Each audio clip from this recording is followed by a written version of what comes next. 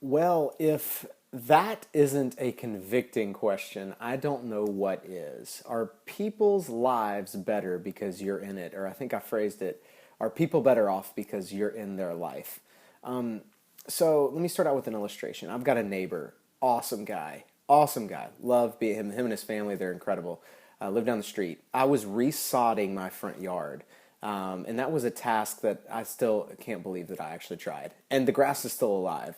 Water bill is through the roof, but the grass is still alive. But I remember we were preparing the ground to lay the sod, and I had no idea what I was doing. I watched a YouTube video, so it's not like I was any sort of like landscaping expert. I watched a YouTube video, so I knew I needed to rent a tiller, a rotor tiller, to till up the ground to get it ready.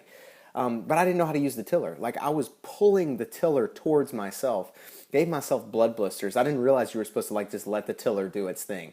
So my neighbor, it was Saturday that I tilled up the yard, did a terrible job. The yard was wet, tilled it up. It was clumpy, it was bad. So Sunday I needed to go re-rent a tiller because I didn't do a good enough job. And my neighbor noticed that we were out there kind of struggling, trying to figure out what to do. My neighbor's like Mr. Handyman, can fix anything. So he stops his truck on Sunday afternoon, gets out of the truck, starts to till up my yard. And I have no idea what he had to do, but my neighbor sat there and he tilled up my yard for 2 hours.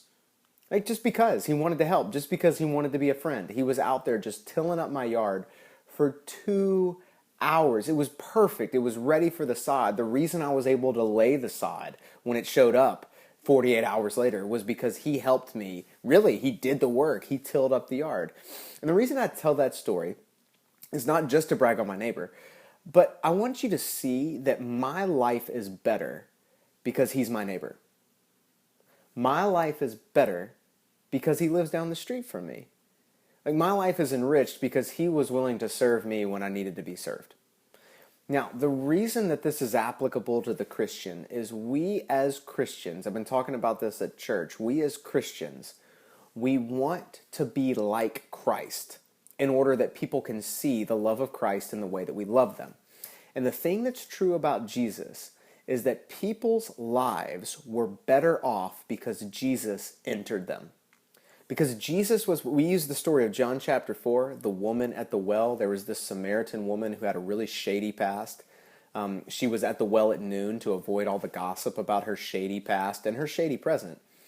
But Jesus goes to the well intentionally and he has a conversation with her. And because Jesus enters her life and because Jesus is willing to serve her, her life is changed for eternity. In other words, she's better off because Jesus served her because he was in her life.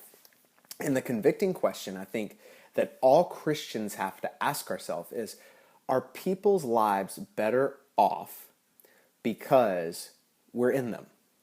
Like, do our neighbors feel served by us and therefore encounter Christ because we're serving them?